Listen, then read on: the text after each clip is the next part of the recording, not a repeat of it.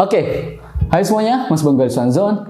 Di video ini langsung aja mari kita bahas ya smartphone mid-range terbaru dari Redmi. Ini adalah Redmi Note 12 Pro 5G.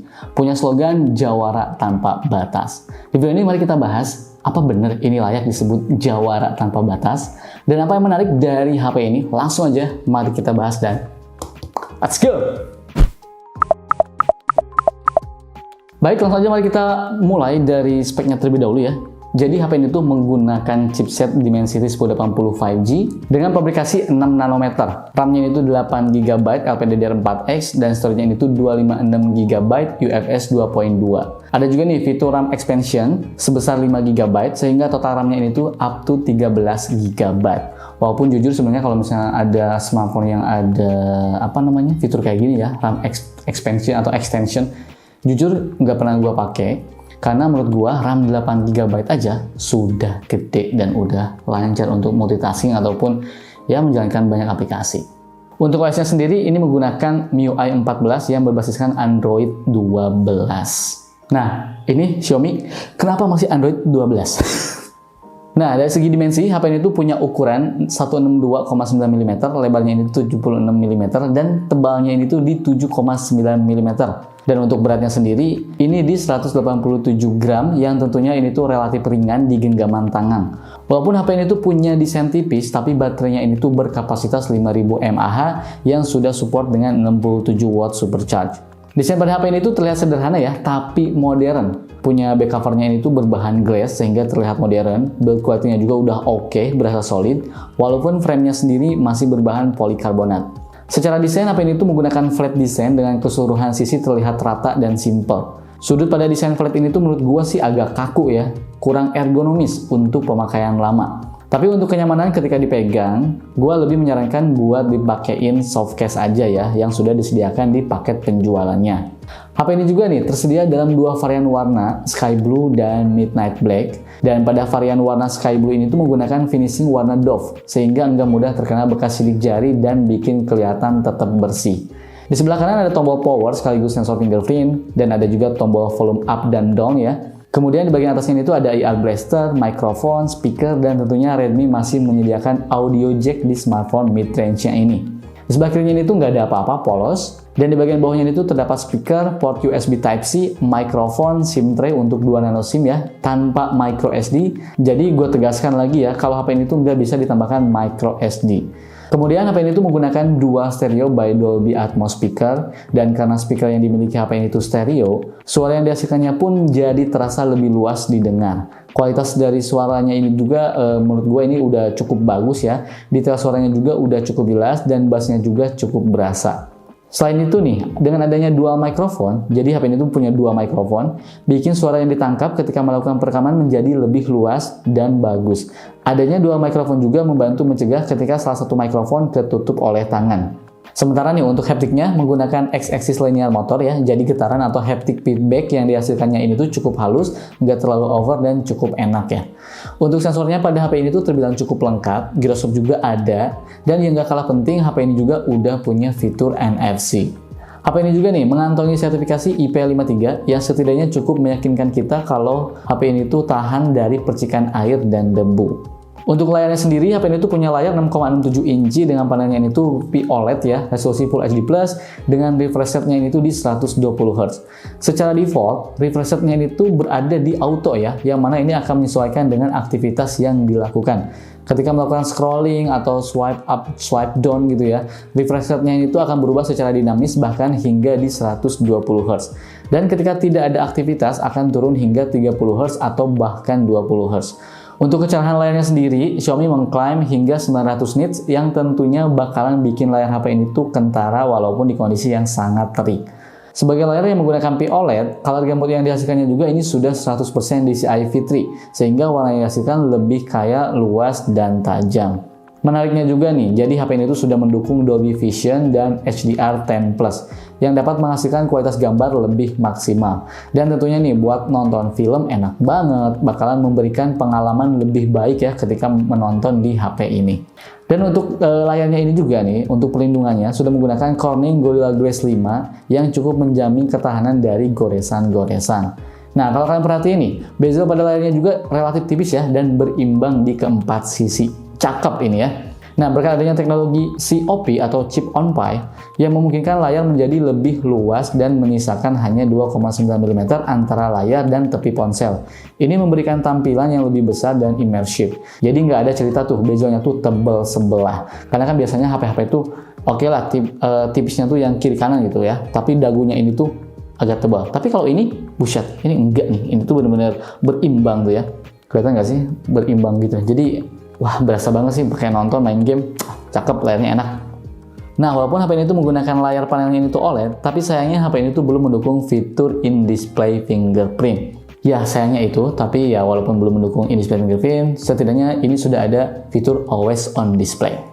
Kemudian nih, pada sektor kamera, HP ini tuh punya 3 konfigurasi kamera. Jadi ada 3 buah nih, 50 megapiksel untuk kamera wide-nya atau kamera utamanya. Kemudian 8 megapiksel untuk ultra wide dengan point of view-nya itu di 119 derajat dan 2 megapiksel makro kamera. Pada kamera utamanya sendiri nih udah punya OIS yang cukup membantu memaksimalkan kestabilan dan meminimalkan goyangan dan getaran ketika pengambilan gambar. Selain itu nih, yang paling penting adalah kameranya ini tuh sudah menggunakan sensor flagship yaitu Sony IMX766 yang merupakan salah satu sensor terbaik yang masih banyak digunakan pada smartphone kelas atas. Nah, hardware yang maksimal juga nih didukung bantuan Xiaomi Imaging Engine yang merupakan sebuah algoritma AI yang dapat meningkatkan kualitas dan kecepatan gambar. Selain itu, kameranya juga ini tuh didukung dengan teknologi 4-in-1 pixel binning yang dapat meningkatkan sensitivitas cahaya sebanyak 4 kali, sehingga dapat memaksimalkan pengambilan gambar di malam hari. Nah, untuk perekaman videonya nih, kamera utama mendukung 1080 pixel 60 fps dan up to 4K 30 fps. Sementara untuk perekaman video untuk ultra wide-nya hanya mendukung di 1080 pixel di 30 frame per second. Kemudian nih, untuk perekaman video dengan kamera selfie sedikit menarik ya, karena sudah mendukung up to 1080 di 60 frame per second. Jadi kalau misalnya kalian mau vlogging, menurut gua HP itu udah cukup mumpuni ya, karena udah 1080 pixel di 60 frame per second. Nih ada juga ya fitur fotografi lainnya, diantaranya portrait mode, night mode, pro mode, kemudian ada 50 megapiksel, kemudian ada panorama, slow motion, dan lain-lain. Nih untuk kualitas foto dari kameranya menurut gua cukup bagus ya dan memenuhi kebutuhan gua. Warna yang dihasilkannya juga ini cukup baik ya, bahkan dalam kondisi malam. Lumayan cukup terbantu dengan adanya night mode. Kualitas foto dengan kamera ultrawide-nya juga masih relatif baik ya, karena nggak begitu jauh perbedaannya. Selain itu, kualitas video dari kamera yang ini juga menurut gua cukup baik dengan adanya dukungan OIS. Video yang dihasilkannya juga ini jadi terlihat cukup rapi dan cukup stabil. Nah, biar lebih detailnya, mungkin teman-teman bisa langsung lihat aja gimana hasil kamera dari Redmi Note 12 Pro 5G ini.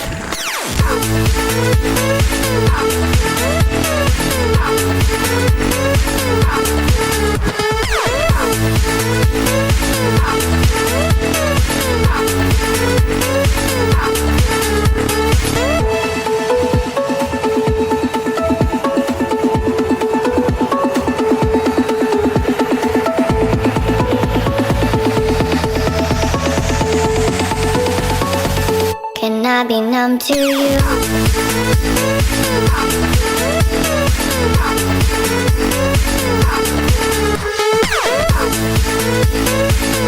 Oke, ini adalah perekaman video menggunakan Redmi Note 12 Pro 5G. Ini kamera depan, mentok di 1080 pixel di 60 frame per second. Ini gua handheld, tuh ini kayak gini ya tuh. Ini lagi trik banget. Ini jam 14.27 nih. Beginilah kualitas kameranya tuh. Ke atas kayak gini ya, kalau atas, wih SDR-nya cukup bekerja dengan baik ya. Agak gelap nih. Ini kan walaupun sana matahari tapi muka guanya masih terlihat cukup jelas. Wih, cakep nih. Oke, beginilah hasil kameranya dan audionya, teman-teman bisa nilai sendiri. Ini by the way kita lagi ada di Umah Madu Resto and Cafe, ada di Puncak ya. Ini di Gadok lebih tepatnya. Jangan lupa kalian nanti kesini dong. Nah, mampir ya. Oke, sementara ini untuk perekaman video kamera belakangnya maksimal di 4K 30 frame per second. Kita coba. Oke, autofokusnya cepat. Sip. Mantap. Oke, mantap. Bisa kita zoom sampai berapa kali? Bisa kita zoom sampai 6 kali zoom. Oke. Kita zoom out. Sip. Ini 4K di 30 frame per second. Coba kita jalan kaki. Teman-teman bisa lihat sendiri apakah ini stabil atau enggak. Silahkan teman-teman komentarnya ya. Monggo. Oke, ini sementara di kualitas 1080 pixel di 60 frame per second. Ini bisa kita zoom sampai berapa kali? Sampai 6 kali bisa kita zoom. Kemudian bisa kita zoom out. Ya, zoom outnya sampai 1 kali ya tetap ya normalnya. Jadi dia nggak bisa langsung pindah ke ultra wide angle. Oke. Ini adalah 1080 pixel di 60 frame per second. Sementara ini untuk ultra wide angle ya, ini kelihatan banget nih untuk ultra wide angle. Cuma ultra wide angle ini tuh hanya bisa di 1080 pixel di 30 frame per second. Jadi belum bisa di 1080 pixel di 60 frame per second. Jadi untuk ultra wide angle ini tuh mentok di 1080 pixel di 30 frame per second. Oke. Ini 1080 pixel di 30 frame per second. Oke, beginilah untuk kualitasnya.